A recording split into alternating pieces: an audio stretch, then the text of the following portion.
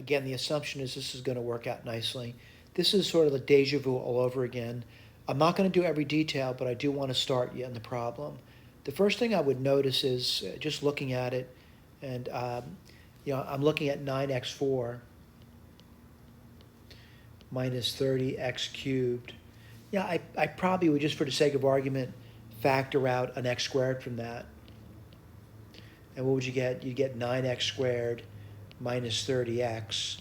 And then, I'd want to complete the square in that guy over there. So I'm going to, just kind of looking at it, I'm going to say, let's take a look at that. I'm going to say 25. Now, when I do that, I want to put an x squared. This would be 3x minus 5 quantity squared. Right? You get 9x squared, you get 25, and 15 and 15 is, I'm sorry, minus 15 minus 15 minus 30. So it seemed pretty nice if I could do that. Now, someone says, well, really, what are you adding on? I'm adding on 25x squared, all right? So what I do over here is I see these two terms here, and I want to add a 25x squared onto it. That's why I put that down over there. Then the question comes is, what do you have? Well, if you add 25x squared, you got to take it.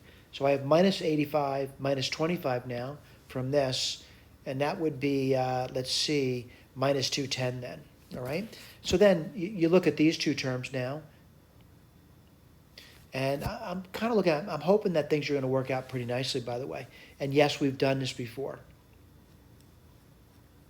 What am I doing now? Well, I'm looking at things that might be related, and I do see it. What do I see? Well, we said before, I saw the perfect square. And then when I factor out 70x from these two terms over here, I would get to 3x minus 5.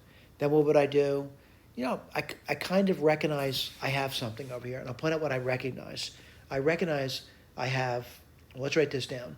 U would be equal to x times 3x minus 5, with the understanding that u squared would be x squared 3x minus 5 squared. I'm seeing that here. That would be the u squared. And what would you get over here? You would just get minus 7du. Now, granted, the numbers are difficult. I know and I really do indicate, I know how difficult this can be for students. They get frustrated with the large number. You're more than welcome to use a calculator and certainly play around with the numbers if you like. I don't mind. You could also use quadratic formula. But the bottom line, you'd get this over here if you factored this. Now, someone says, I don't want u.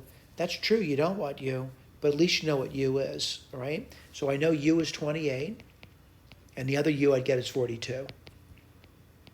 So what do? I set that up. So I say, again, this is the u, and this is the u.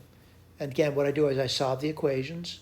I'm going to assume you're able to do that on your own, and I would get 4 different solutions.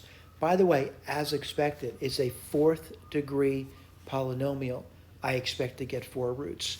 Where the root's going to be, well, 4 is one of them. That comes from this one over here. Minus 7/3 is another. Over here, minus 3 would be 1. And from this one, we're going to get 14/3. I'm getting them. Now, someone says, do you want to check those?